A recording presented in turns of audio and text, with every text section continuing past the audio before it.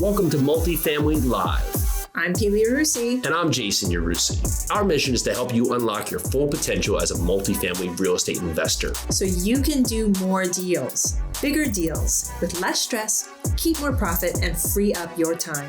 Multifamily doesn't have to be a mystery. It's time to go live.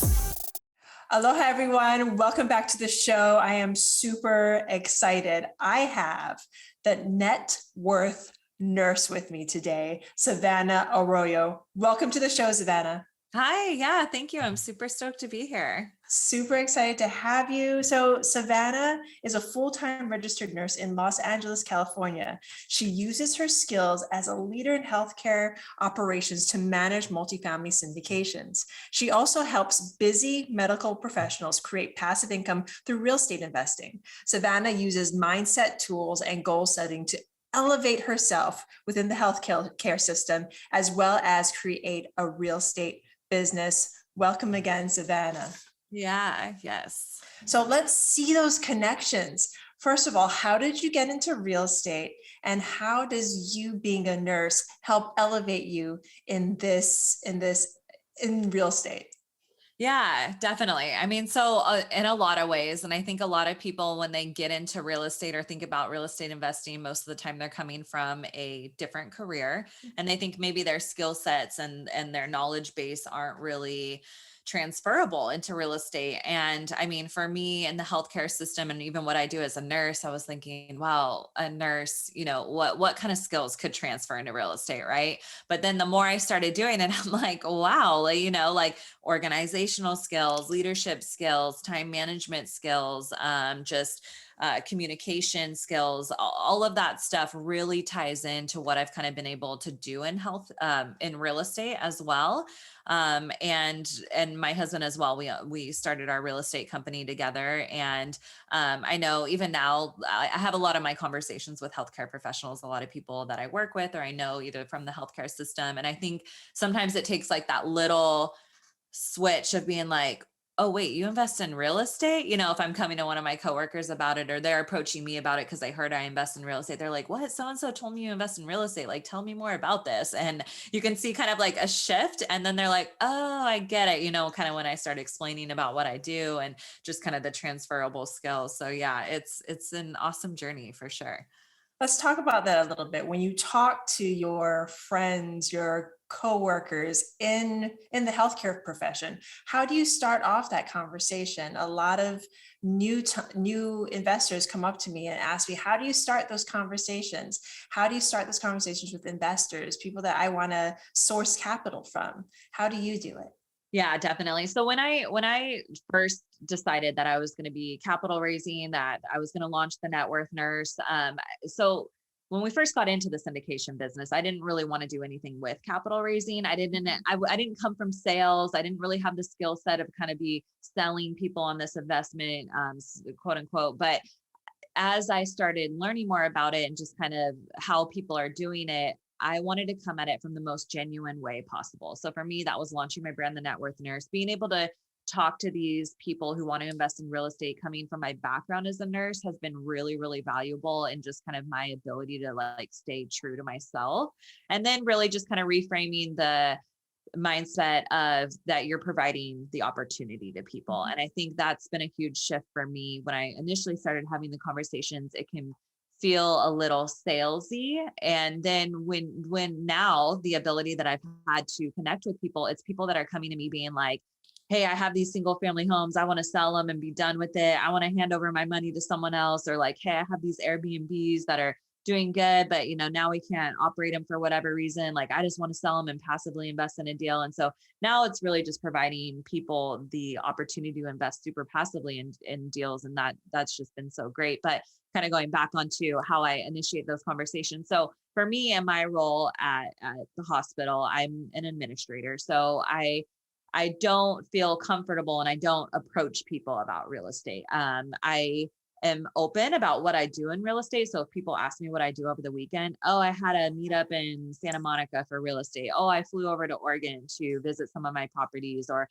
if I'm taking off PTO, oh yeah, I'm taking off because I got to, fly up to Oregon and check on this new property we're doing. Then it sparks the interest.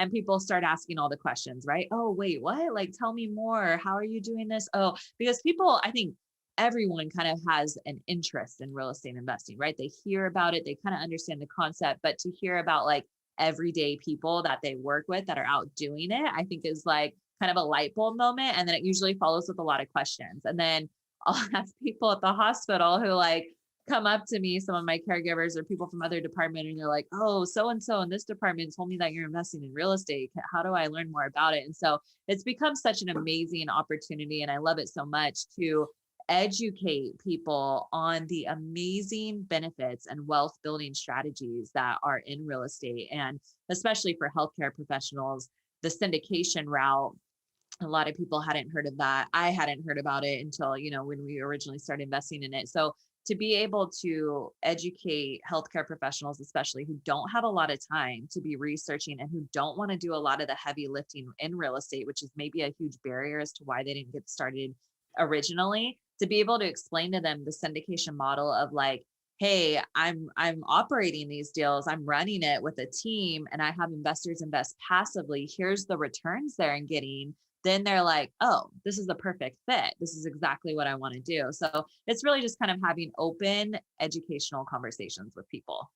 I want to definitely like hit on some of the golden nuggets that you said right there, because I'm huge on the term providing opportunity.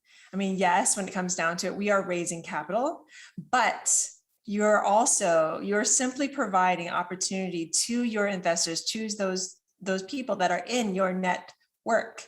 So tell me a little bit about how you provide that opportunity. So if I say I am a healthcare professional, I am a doctor, and I hear, oh, nurse so-and-so told me that you invest in something called syndications. How can I become a part of that? How can I become a part of that, Savannah? Yeah, definitely. So I don't only take healthcare professionals. So I kind of want to, but that's my, my people. So Exactly. I'm kind of more gravitating, but they are open for other investors. But let's talk about that, because so many new investors, so many people who are just getting into syndications, they're like, well, how do I talk to people? Well, start with your people. So one of your people come up to you and they ask you, how can I get involved? What exactly do you tell them? Yeah. And this happens all the time. So it's pretty much scripted at this point. So first I explained to them kind of the concept of syndications, like, if they haven't heard about it, most of the time they haven't. It's like, okay, this is the opportunity for people to pool together resources and buy apartment complexes.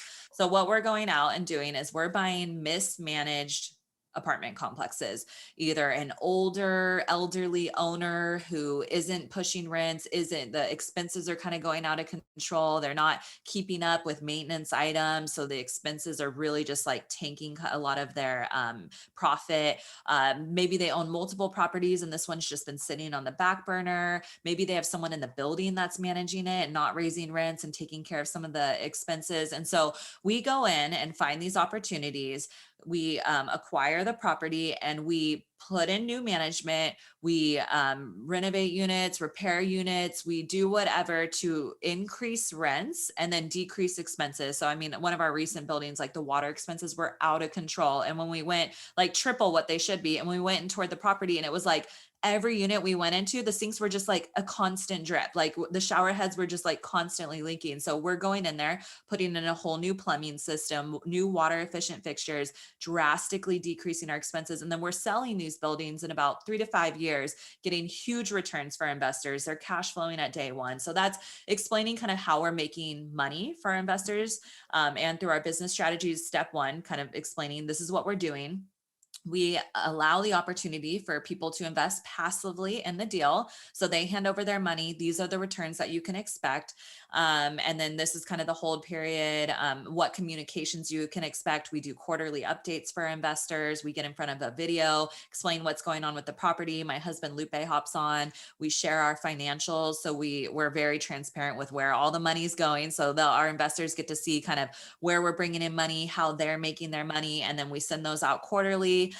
very open to answering any questions, referrals. So we kind of have all these conversations up front, and then it kind of comes down to like, if there's interest beyond that, I get them in. I do monthly newsletters that I have people be a part of. I show them kind of our previous projects, but like really kind of the first step is understanding the returns. So I want all of my investors to understand returns in a real estate investment, just so they can go out and compare our projects to other syndication deals and to other investment strategies like single family homes, Airbnb, land. Once you understand what return on investment, average annualized return, cash on cash return, return on equity, how long the hold period is, understanding these core return metrics is key for my investors. And that's really where I start. And then kind of the rest is like the overall business strategy. That is amazing, because it's the education piece that has to come first, especially when you're talking to people that don't necessarily know what you're getting into. Maybe they're not accredited. Maybe this is the first time. So having them and getting them up to speed, and having them not only get up to speed, but trust you so much so that you're giving them information. You're letting them know this is the education you need. Okay, so I have there, you might see, ABC syndication over here, and this is how you can read that. And you can compare that to what I am offering. That is an amazing standpoint. And I love the information that you just said for my listeners right now. So if you are just getting into real estate, if you're just getting to multifamily syndication, please hit that 15 button a few times back to hear everything that Savannah just dropped, because that was great information. So thank you for that, Savannah. Before I let you go, do you have anything that you want to share with my audience, something that only you and your husband, you and your team do, something that you know that my audience could benefit from? Yeah, I think really just that there's not one way to do it. There's not one way to get started investing in real estate. I know so many different people with different personalities, with different skill sets, with different home life, personal life, work life, that are coming into real estate with all different angles. And really at that point, educating yourself and networking with people who are doing kind of what you want to be doing is really the place you want to be at. I imposter syndrome, even when I came into this real estate world of like launching my syndication business, there's already doctors out there that are raising from medical professionals. There's people doing what I'm doing. And I used to think like, there's no space for me. Like, what am I going to do in the real estate world? People are already out there doing it. Right. But then I realized, like, even when I listen to podcasts or when I hear people share their story, like certain stories resonate more with me, and different operators have different personalities, and other people will place their investments with them. And it just goes to show that there's space for everyone. You can go out there with where you're at in your life right now and go make money in real estate if you want to. And my biggest tip for anyone getting started or not really knowing what they want to do is find someone out there on social media that's doing what you want to be doing, whether it's flipping houses, they're doing Airbnbs, they're doing multifamily syndications. Like, follow them on Instagram, Facebook, whatever your social media favorite is, and watch their journey. A lot of people, I know for me, for my social media, like the biggest thing that I do is show what I'm doing in real estate, show what I'm doing as a nurse, what I do as a mom in my home life. Like, I give people a really good inside look into kind of like who I am as a person, so that when it comes time to invest with me, they know me. And, I have very open conversations with my investors and keep the communication lines definitely both ways. But if there's someone out there who's doing what you want to be doing, reach out to them, ask them how they got started, ask them if there's any way that you can help them with their business and hopes to learn anything. There's, in the real estate world, there's so many entrepreneurial, like-minded people that are super encouraging and uplifting. And when I first got started, I wasn't really pushing the networking too much. And that's something I've really done in the last year. And it's paid off so much. Just connecting with other people who are like-minded and want to achieve similar things is very powerful. There is so much power there that I want to pick apart and unleash. So Mama, I'm going to my first question, based on everything that you said, is I'm going to ask you my Mothers of Multifamily question.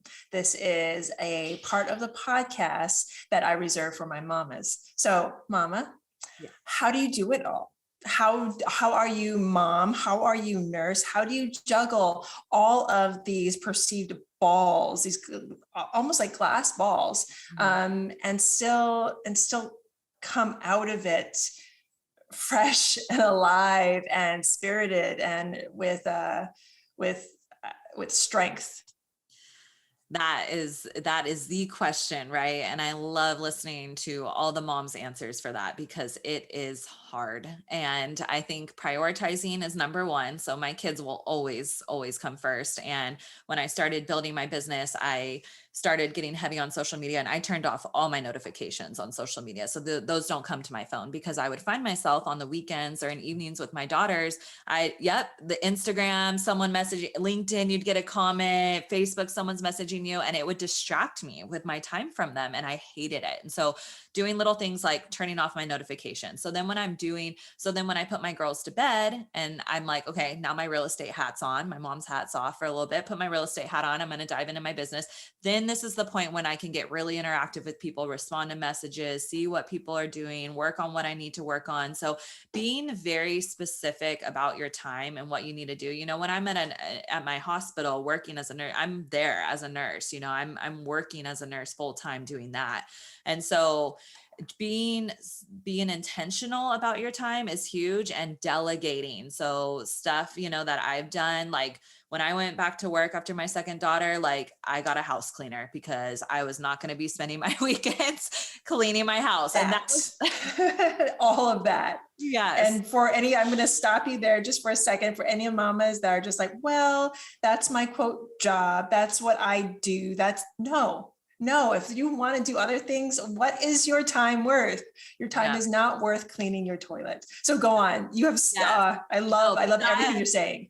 I love that you highlighted it because that was so hard for me to pay for a house cleaner. Like, I don't know why I hadn't done that sooner, but it was so hard for me to do that. And now I do it. And every time she comes, I love it. And I'm just like, the fact that I don't have to spend my weekend cleaning my showers and my toilets is like, yes, be worth its weight in gold. So yeah, I mean, delegating things like that, I kind of settled with the fact of like, I don't personally like cooking and my husband and I order takeout. Yeah. We still eat super plant-based, healthy stuff. And luckily in LA, those places are everywhere. So, we have the opportunity to order takeout instead of spending our evenings cooking dinner and doing dishes. Like that's another thing that I kind of gave up. And for me, that was very hard because I came from a home where my mom cooked dinner every single night. And she still does for her and my dad. And so and my husband is Hispanic, came from a very Hispanic culture where his mom also very much prepared all the meals. She still does for her husband, bless her soul.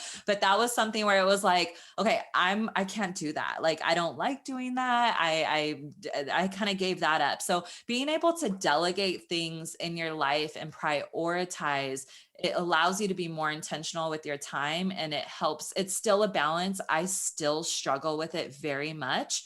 But being able to do stuff like that has helped a lot. So, and I'm going to kind of ask you a leading question right now, because I want to connect this for any of my fathers, gentlemen, people who might be listening right now, where you're just like, I'm not connecting. How can what you just said connect to everyone out there? Just the fact that you need to leverage doing things that you love to do, not those things that you don't like to do. Mm-hmm. How does that connect with everybody? Not just mamas. I mean, it's really helpful for us mamas because we think we need to do it all, but it's the same for everyone else. How does that connect with anyone who's listening? Yeah, definitely. So, I mean, my husband and I have done this in other places in our business. Like, so for instance, I spoke at a seminar and I had to create a free gift, like a worksheet. And I'm like sitting at my computer, raking my brain. I like kind of had the concept, but I didn't know how to make it pretty. And I'm just sitting there and I'm like, why is this not looking pretty? Like, I can't do it. And then I literally just wrote it out on a Word document, sent it to someone on Fiverr who does these spreadsheets. And I'm like, can you make this look good? Within 24 hours, they gave me something beautiful. So just little things like that, like building my website. That's sometimes things that I outsource, kind of our investor presentations and packets. Like sometimes we'll outsource that to kind of have it aesthetically made up. So there's a lot of different things that you can kind of delegate. And I mean, in terms of just like overall work-life balance, like my husband and I like take time for ourselves too, because it can be hard, especially if you're doing this with a spouse, to have every conversation be revolved around our kids and our real estate business. I mean, yeah, that's like kind of how our conversations go sometimes. And then, we'll occasionally have to step outside and go like on a date and be like, okay, we're not, we're talking about us, like taking time for ourselves. Or my husband will go and watch a sporting event with one of his friends. Like it's, you have to bring that balance in your life. Otherwise it will feel heavy and like work instead of a passion, which is what it really is. I love it. Bringing the passion back, not only to your business, to your relationship with your kids, and really just not living for real estate, and understanding that real estate is something that's supposed to help you live a better, fuller life. So Savannah, thank you so very much. If any of my listeners want to get a hold of you, how can they do that? Yeah, the Net Worth Nurse. So you can find me under the Net Worth Nurse on all social media handles. That's Facebook, LinkedIn, YouTube, and Instagram. My website's thenetworthnurse.com. I love connecting with other people interested in real estate. So if anything I've said has been interesting, please reach out to me. I would love to connect. Please do. So look for Savannah, the Net Worth Nurse, on all social media platforms. And if you loved what you heard today, please like, review, subscribe, hit all those buttons. You are so amazing. Thank you so much for listening. And Savannah, thank you for being on today. It was my pleasure. Thank you so much.